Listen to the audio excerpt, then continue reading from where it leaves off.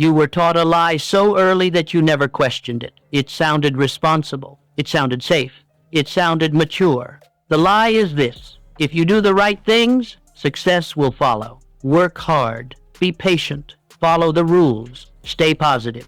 And eventually, things will work out. That belief didn't just mislead you. It trained you to wait. And waiting is how most people lose. Here's the uncomfortable truth. Success is not a reward for good behavior. It's not a prize handed out for effort.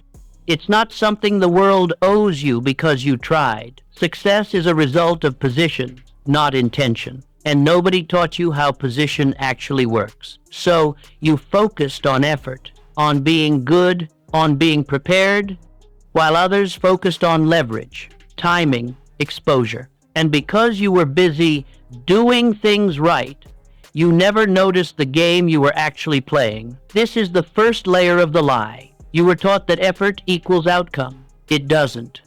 Effort without leverage disappears. Two people can work equally hard. One moves forward, the other stays stuck. Not because one is smarter, because one chose better positioning. But school, work, and culture never teach positioning. They teach compliance. Follow instructions. Meet expectations. Don't rock the boat. That mindset works inside systems. It fails outside them. And success lives outside systems. Here's the second layer of the lie. You were taught that success is linear. Step 1, Step 2, Step 3. Study, job, promotion, stability. But real success is chaotic, messy, uneven. It jumps, it stalls, it reverses. People who expect linear progress panic when reality doesn't match the model. So they quit. They think something is wrong. Nothing is wrong. They were just taught the wrong map. Linear thinking makes you fragile because the moment progress slows, you interpret it as failure. And slow progress is where success is built. Here's the third layer. You were taught to minimize risk.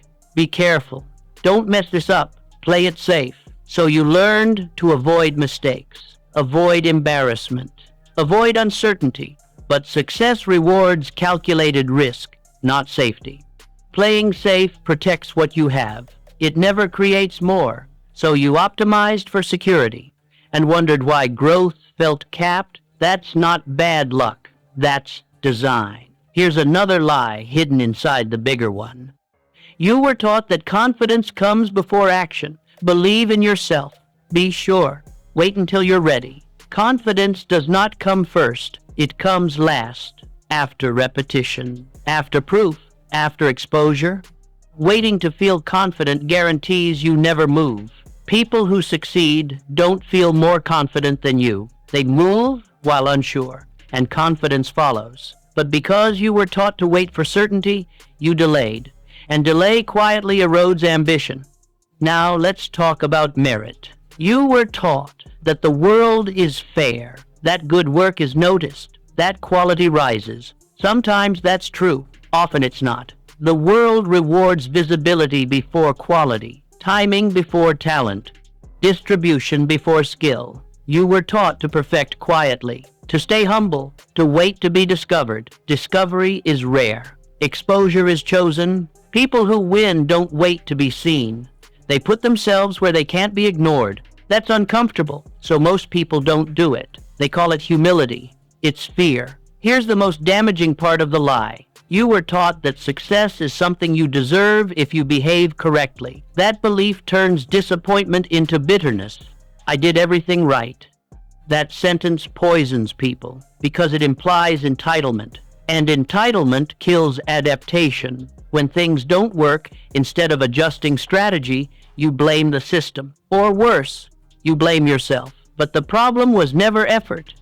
It was approach. Success doesn't respond to fairness. It responds to leverage and persistence. Now let's talk about patience, because this is where the lie hides best. You were told to be patient. Patience is not waiting. Patience is enduring discomfort without quitting. Most people confuse patience with delay. They postpone action and call it patience. That's avoidance. Real patience looks aggressive from the outside. It's consistent action without immediate reward. But because you were taught patience incorrectly, you waited instead of building. Here's another layer. You were taught that failure means something about you, that it reflects ability, worth, intelligence. So you avoid failure. But failure is information. Neutral, necessary. People who succeed fail more than you. They just fail early and adjust. You fail late because you delayed exposure. The lie made you fear being wrong. And fear of being wrong keeps you from ever being right. Now, let's talk about time. You were taught that there's a right time. After school, after stability, after permission. There is no right time. There is only early or late. Early feels scary. Late feels safe. Until it isn't. People who win choose early discomfort over late regret. But because you were taught to wait, you postponed important moves, and postponement compounds quietly. Now let's talk about success itself. You were taught it's an outcome, a destination, a finish line. That belief makes you fragile, because once you don't reach it fast enough, you feel like a failure. Success is not an outcome. It's a process you don't quit. People who make it didn't arrive somewhere. They just stayed in motion longer than others. But because you were taught to chase an endpoint, you burned out. You thought something was wrong with you. Nothing was. You were chasing the wrong thing. Now, let's talk about identity. You were taught to label yourself early. Smart, average, talented. Those labels become cages. You protect them. You avoid situations that might challenge them, so growth slows. High performers refuse early labels. They stay undefined longer. That's uncomfortable, but it keeps possibility alive. Now here's the cost of believing the lie. You become passive. You wait for validation. You wait for clarity. You wait for confidence. And while you wait, life moves. Opportunities expire. Energy changes. Responsibilities increase. And one day, you look back and feel confused. How did I get here? You didn't fail. You followed the rules you were given. Those rules were never designed to make you successful. They were designed to make you manageable, predictable, safe. This is why so many good, hard-working people feel stuck. They did what they were told, and it quietly worked against them. Because once you see the lie, you need a replacement. A way of thinking that actually matches how success works in the real world. And that requires unlearning almost everything you were praised for early on. Once the lie breaks, something uncomfortable happens. You realize success was never supposed to be fair. It was never supposed to be guaranteed.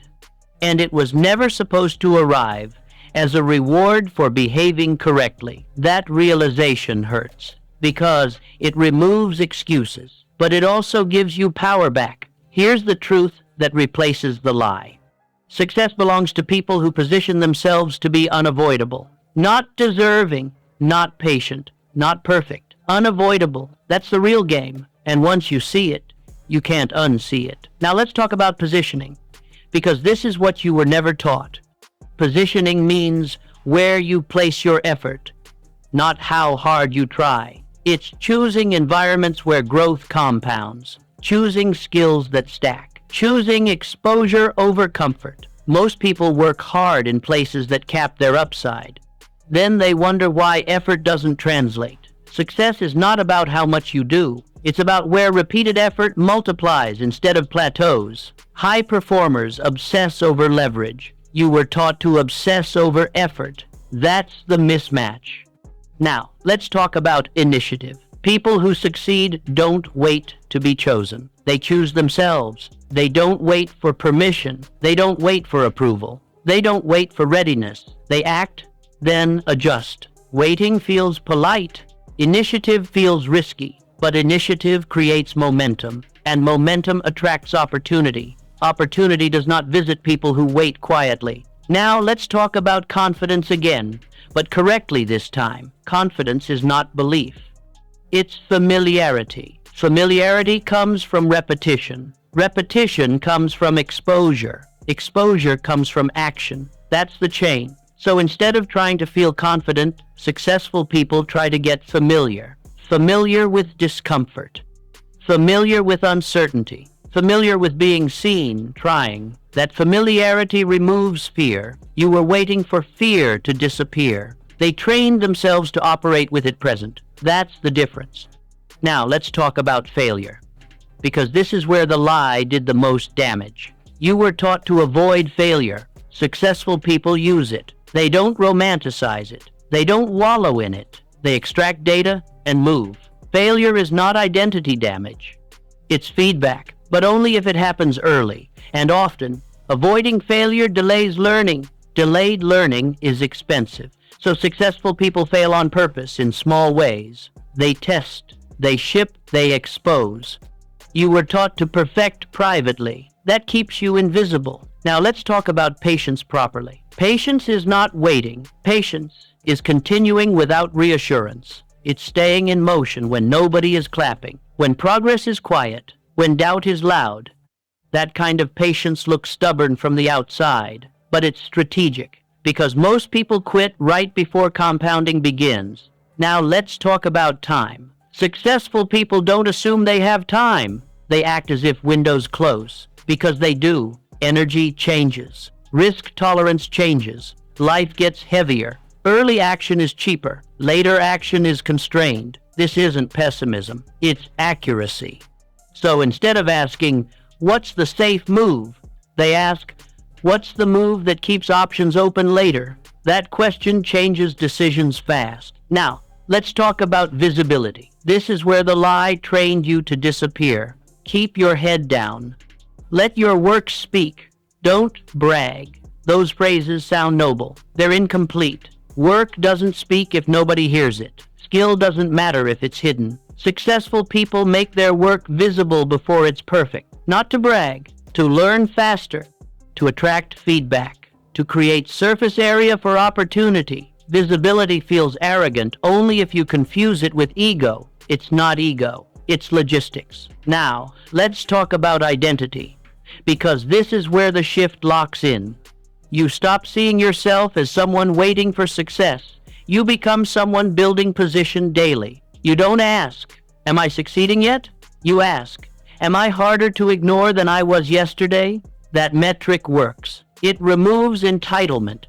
It removes impatience. It creates focus. Now, let's talk about effort again. Effort still matters, but only when paired with direction. High performers ruthlessly cut effort that doesn't move the needle. They don't stay busy to feel virtuous. They do fewer things better, and they stay with them longer. You were taught to say yes. They learned to say no early. That's how they protect momentum. Now, let's talk about the emotional shift you'll feel when you adopt this. At first, it feels uncomfortable. You'll feel exposed, unsure, behind. That's normal. You're no longer hiding behind the lie. You're interacting with reality. Reality is colder, but it's fair in one way. It responds to action. Every time, you won't feel inspired. You'll feel grounded. And grounded beats inspired when it comes to building anything real. Now let's talk about why this truth scares people. Because it removes the comfort of I did my best. It replaces it with I chose my position. That's heavier, but it's honest, and honesty creates progress. Now let's make this practical. Here's the anti-lie framework. You stop asking what you deserve. You ask 3 questions instead. Where does effort compound here? How visible is my work? What keeps me in motion even when results are quiet? Those questions guide better decisions than motivation ever will. Now here's the hardest part. Once you see the lie, you can't go back.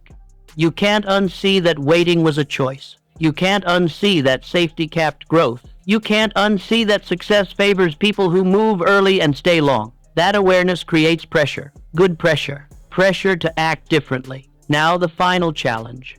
This is not motivational. It's positional. Identify one area of your life where you've been doing things right, but not moving forward. 1. Then ask yourself, what would someone who refuses to wait do here? Not forever.